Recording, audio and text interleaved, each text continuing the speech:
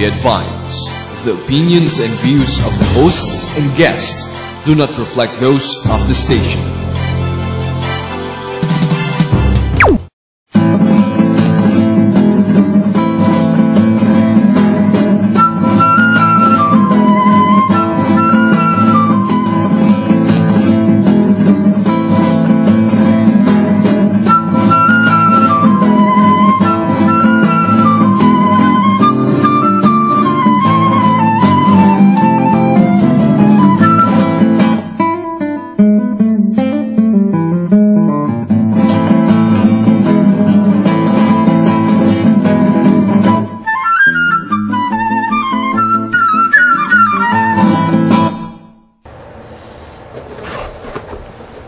Hi everyone, it's me Trix and welcome to Illuminati with Crip and Trix.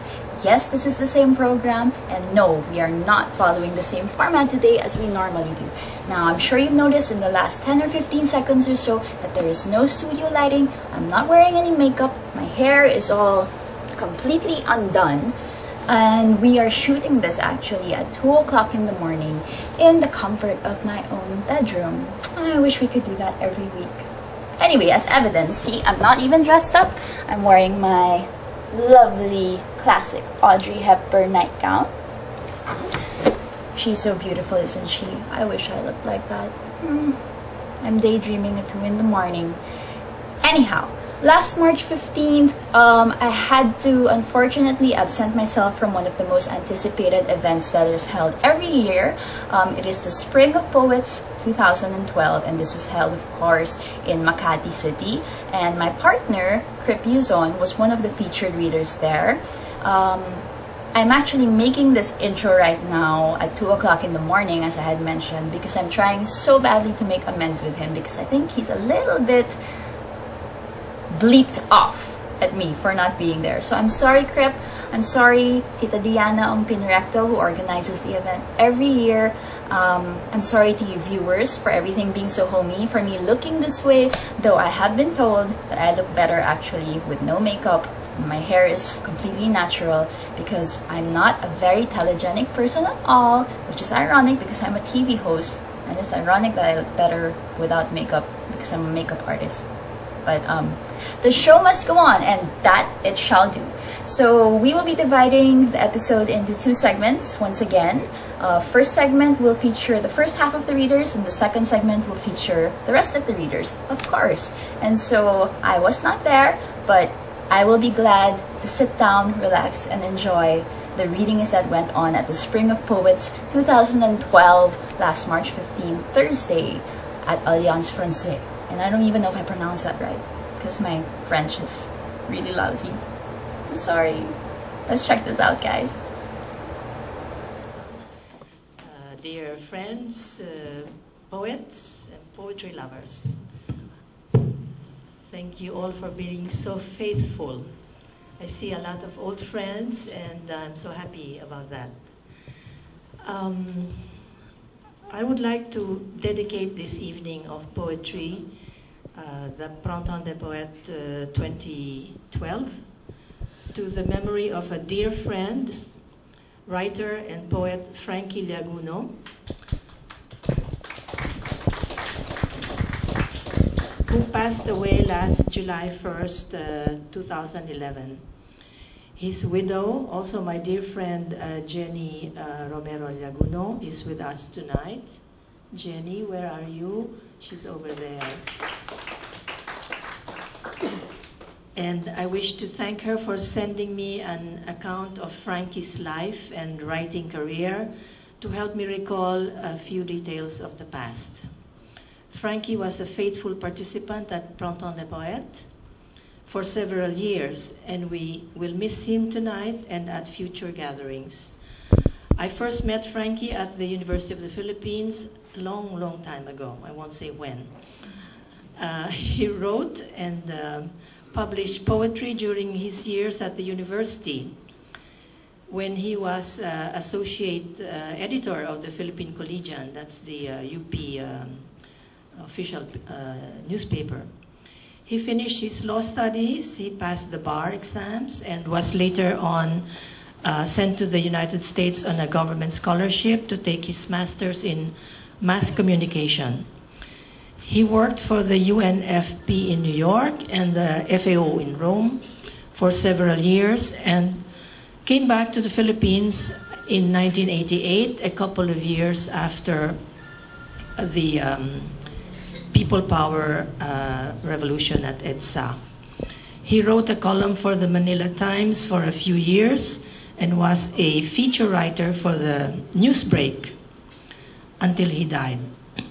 Jenny says that to her, it seems like Frankie wrote all his life. So I also want to dedicate this evening to the memory of 28 Belgians who perished in a terrible accident in Switzerland yesterday or 2 days ago, and many of them were children. Tonight, of course, our theme is enfance, childhood, beginnings. So it is, I'm very moved to recall this incident, but I would like to request everyone to stand up and observe a moment of silence in their memory. Ako'y isang batang sa inyo'y humihiling. Ang kahoy sa gubat ay huwag nang sirain. Dapat nang hintuan ang pagkakaingin. Mga puno sa bundok ay huwag putulin. Akin ding kahilingan sa kanino paman, na ang yamang dagat ay pakaingatan. Polusyon at dinamita dapat nang hintuan. At ano pamang pangingisda na nakatatampalasan. Sa gubat at dagat, diyan ang gagaling ang maraming bagay na ikinabubuhay natin. Kung kami mahalin nyo, hiling ko'y dinggin. Upang buhay natin ay hindi magdilim. Sa mga bagay na ito ay may alituntunin, na lahat ng tao ito'y dapat sundin. Kung magkakaganon, tayo'y uunlad din. Magiging matibay ang pag-asa natin.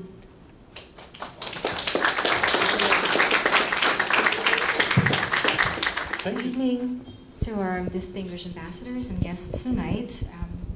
And thank you, Monsieur, Madame, for, again, your thoughtfulness and for giving us poets a fantastic excuse to actually come up with new material. The themes that you conceptualize year after year is indeed inspiring, so thank you for allowing us to move forward and step back at the same time. Thank you. The piece that I'm reading tonight is actually, it sort of pays a tribute to my mother. She's a huge influence in my whimsical life. And this is entitled The Coloring Book.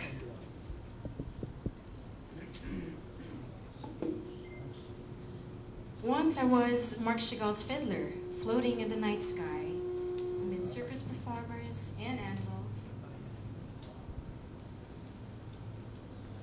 where good memories stay adrift, and unpleasant ones sift through dream catchers. Once I was tall with laughter, big in ideas, full of optimism, always taking giant leaps of faith. This much spring in one step, indulge spirits in flights of fancy, wispy like butterflies during first and last celebrations, majestic like hot air balloons soaring through final winds. This fauvism was my wonderment at the age of 5, with no regard for reputation, only vivid strokes of imagination. Such joie de vivre was well fathomed by my mother, for she was the woman with a hat by Andre Matisse, and her picturesque intelligence prescribed the palette of my future. This was how she launched me into this world. To paint each day as if it were a new page in a coloring book, to render my thoughts in shades of cadmium yellow, cobalt blue, and vermilion, to constantly reanimate hues.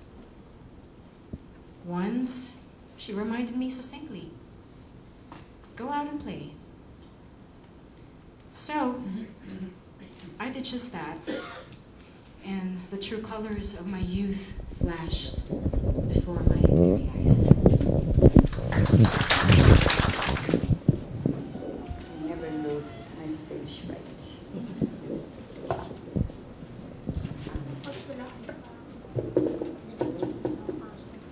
Good evening, everyone. This is my second time to read here. This is a poem I wrote after I saw some little boys playing during one of my morning walks. It's called Laro. Naghahabulan, naghaharutan, naglalambitin sa mga puno, puno ng prutas sa mga bibig, tinutugi sa mga pipit, parang parparo ang buhok. Amoy damo ang mga daliri, tila hambog ang pawis sa balikat. Gumising ang araw sa labi ng mga bata, inosente uli at umiinit ang daigdig. Nagbabaril-barilan, suntukan, hagisan ng sibat at tirador. Tinamaan ng bakal sa noo ang isang tutoy, tigas ng iyak. Bakla! Tukso sa kanya, bakla! Namimilipit sa sakit ng bata, hindi makahuma. Parang di ka lalaki, halakha ng mga kalaro. Mula sa putok na noo, patuloy ang pagdaloy ng dugo, umapatak sa umiikot, bububukang lupa. This is an old poem, actually.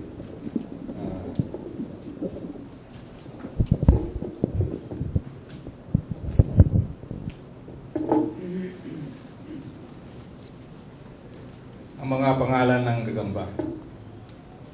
Nakalimutan ko na ang mga pangalan ng gagamba. Kailan lamang kabisado ko pa ang iba't ibang uri nito, kung alin ang mabagsik at matapang, at alin ang dumi lamang sa bahay o palamuti ng punong kahoy. Ngayon ay pinanonood ko na lamang ang mga kapatid ko sa likod bakuran. Alam nilang lahat ang mga pangalan ng gagamba, at alam nila kung alin ang handang lumaban hanggang kamatayan sa larangang tingting ang dapat nilang ipiit sa kahon ng posporo. Ang tanging magagawa ko'y tumingin. Hindi ko sila matutulungan, wala akong masasabi, akong kanilang kuya, pagkat nakalimutan ko na ang mga pangalan ng gagamba.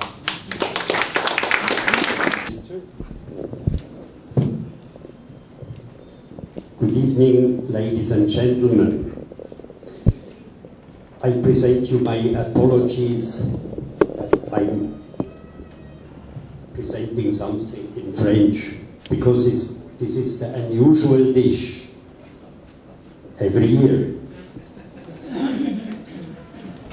For those who don't speak French, but who are fluent in Tagalog, I would like to say kabag, kapag maikli ang kubot, matutong mamaluktot.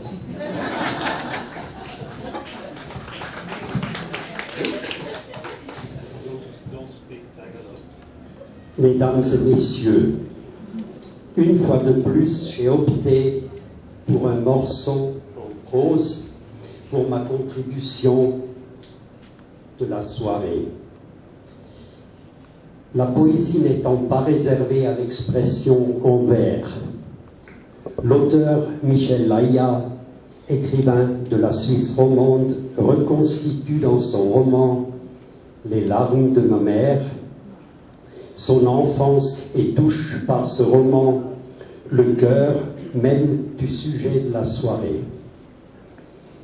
Voilà un récit sur l'enfance, parfois tragique, parfois comique, mais en tout cas sérieusement optimiste quant aux ressources des enfants pour affronter le pire. Le texte choisi est donc un extrait du roman Les larmes de ma mère par Michel Laïa, dont l'écriture éclatante, joyeuse et généreuse semble célébrer tout ce qui échappe à la règle et à la ligne droite et joue sans complexe avec les allitérations, les répétitions, les jeux de mots. Pour les amateurs et les amoureux de la langue de Molière, quelques 7 romans de Michel Laïa seront disponibles ultérieurement à la bibliothèque de l'Alliance française de Manille, gracieusement offert par l'ambassade de Suisse. Venons aux larmes de ma mère. Quand je suis né, ma mère a eu une crise de larmes. Sur la photographie où on la voit, elle et moi, quelques minutes après la naissance, on distingue clairement, malgré le rouge déjà repassé sur les lèvres, malgré le fond de teint déjà replaqué sur les joues, on distingue clairement ses yeux mouillés. Ma mère qui pleure, qui a pleuré. Les larmes de ma mère, une naissance de larmes. Je le sais qui a dit flux effrayant en regardant la photographie. Dans les poches de sa chemise de nuit, en soie, ma mère avait glissé quelques affaires et dès que l'enfant a été là, c'est-à-dire dès que j'étais là, avant même de me regarder, avant même de savoir si elle avait mis au monde un beau bébé, un bébé bien portant, sans tare, sans infirmité, ma mère aurait plongé la main dans la poche de sa chemise de nuit pour en sortir une trousse de maquillage. Elle aurait repassé du rouge sur les lèvres. Elle aurait tamponné ses joues avec un fond de teint sans se préoccuper de ce qui venait de sortir de son ventre. Soulagée d'avoir ce poids en moins à traîner avec elle dans la rue, dans les escaliers, en se levant et en se couchant, ces 3,8 kg de chair d'enfant mâle dont elle ne pourrait jamais se défendre, malgré les garderies d'enfants et les mamans de jour, malgré ses déplacements et ses semaines à l'étranger, malgré mon père et la patience de mon père. Along the terrace with a child. Everything, leaf, bark, pebble, has either grown too large for hands or too nimble for your eyes to hold. In this garden, half believing in tints and groves, lay a slope where you cannot go. Not with gawky feet and toes along the shallow trench lines of a moss-wet complexion. Even as your legs spread like roots, they are too light for stones to carry, for grass, whose sole wish is to weep under your weight, to soften each stem. Feckless as the days of quiet revolt, you dash your feet, running roughshod over a kilt made rusty by dead leaves. The paru-paro above you misses a leaf and plummets to betray its wings. On ground soiled by restless hands, the last strand of its breath remains, like the damp curiosity by which death stares you in the face. You clasp a bower of chimes to secure resurrection.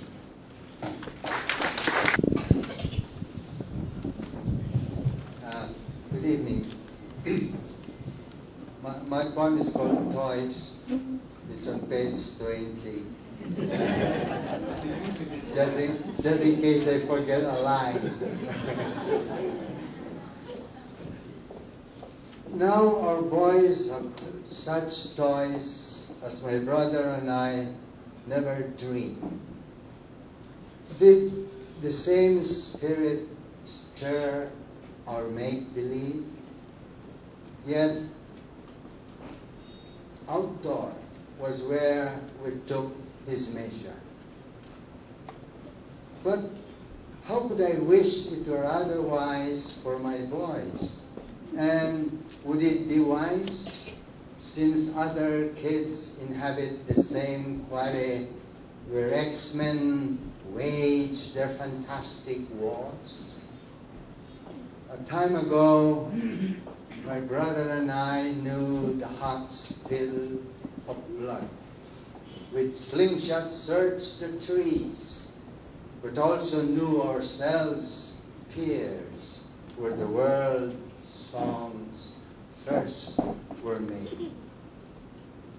But still those video games, those robots, armaments of glory, sirens of terror, must root my boys' eyes in our politics to scavenge for hope in the world's rubble. Something's amiss. Our toys perhaps have changed their meaning. In the overflood of their kind, they have lost their round of seasons.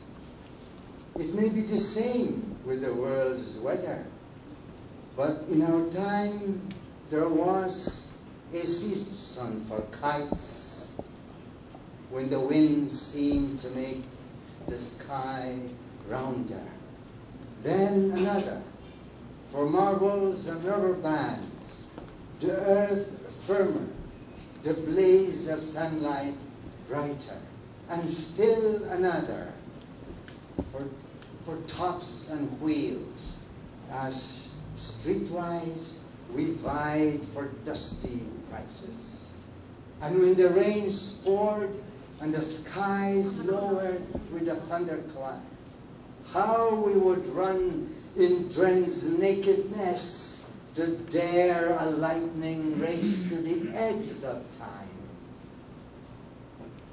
But how shall I travel to my boys' heart if I break their dreadnought of heroes? Shall I find, as the light breaks, the pieces of their manhood whole? Oh, their heroes create them, but if they could invent their games and stage their future, might they not surprise their hero with their fate?